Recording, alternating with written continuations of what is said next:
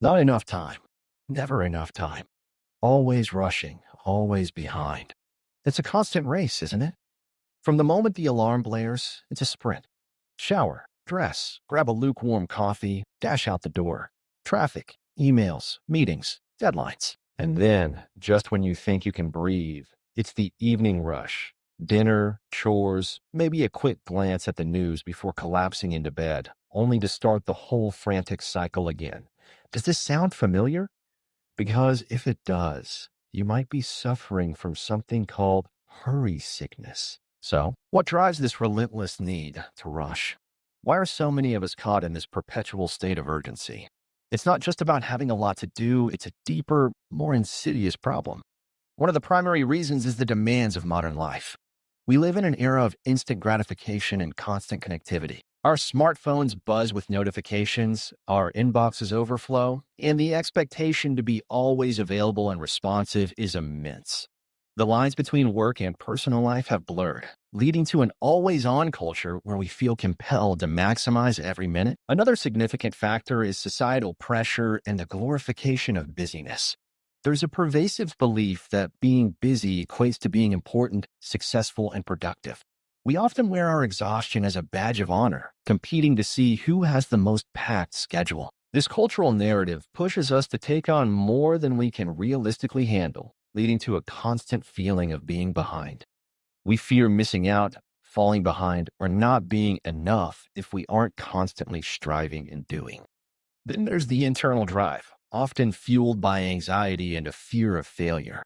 For many, the rush is a coping mechanism. It's a way to avoid introspection, to feel in control, or to outrun the fear of not achieving enough. The thought of slowing down can be terrifying, as it might expose us to uncomfortable feelings or the realization that we're not living up to our own or others' expectations.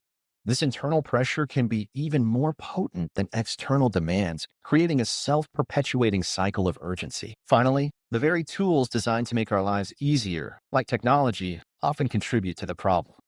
While they offer efficiency, they also create an expectation of immediate response and constant engagement. The rapid pace of information flow and communication can make us feel like we're always playing catch-up, leading to a heightened sense of urgency, even when there's no real emergency. So, we're rushing. But what's the real cost? What problems does this constant state of hurry actually cause? The problems caused by hurry sickness are far-reaching, impacting our physical health, mental well-being, relationships, and even our productivity. It's a paradox. We rush to get more done, but often end up achieving less and doing it poorly. Firstly, there are significant physical health consequences. Chronic hurrying activates our fight or flight response, leading to elevated stress hormones like cortisol.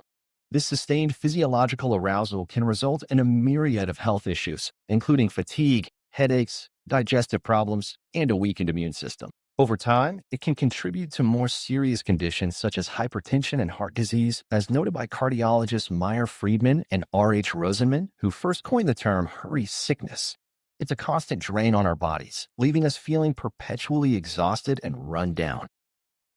Beyond the physical, the impact on our mental and emotional well-being is profound. Hurry sickness is often accompanied by increased anxiety, irritability, and a pervasive sense of being overwhelmed.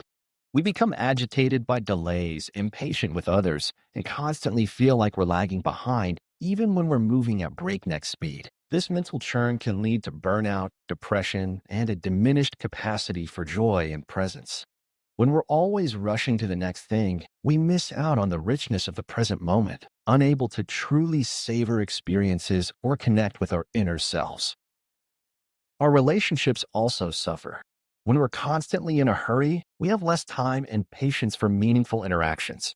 We might interrupt others, rush conversations, or be physically present but mentally absent.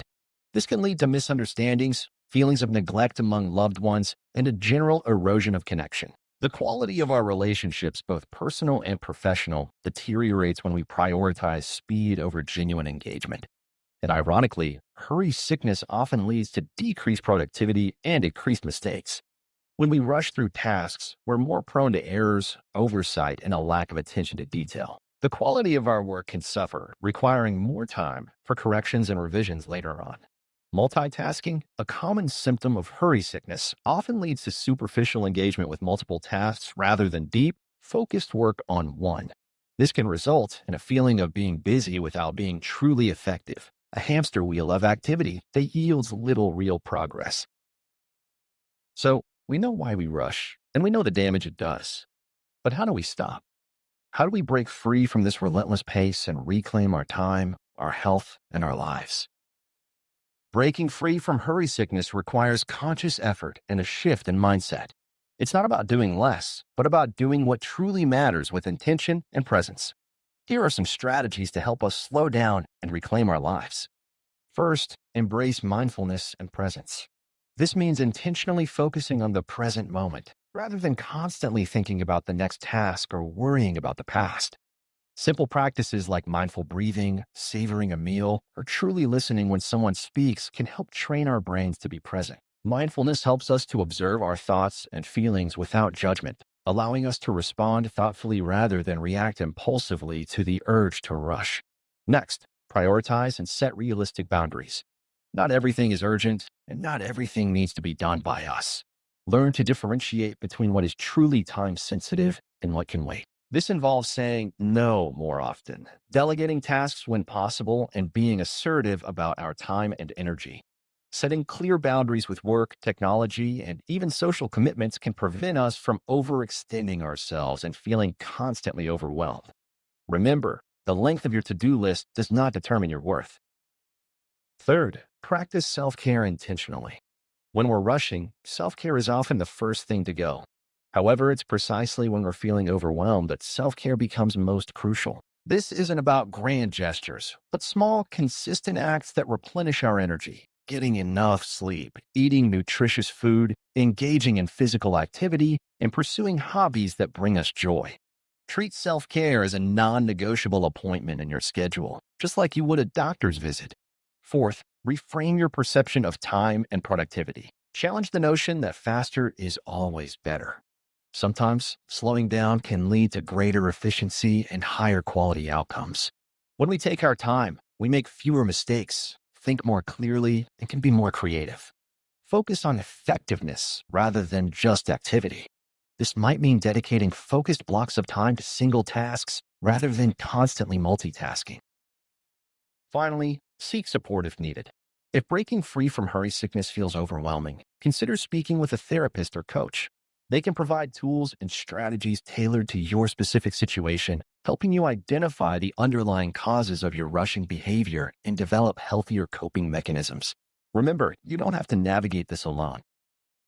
The relentless pace of modern life can feel inescapable, but it doesn't have to define us.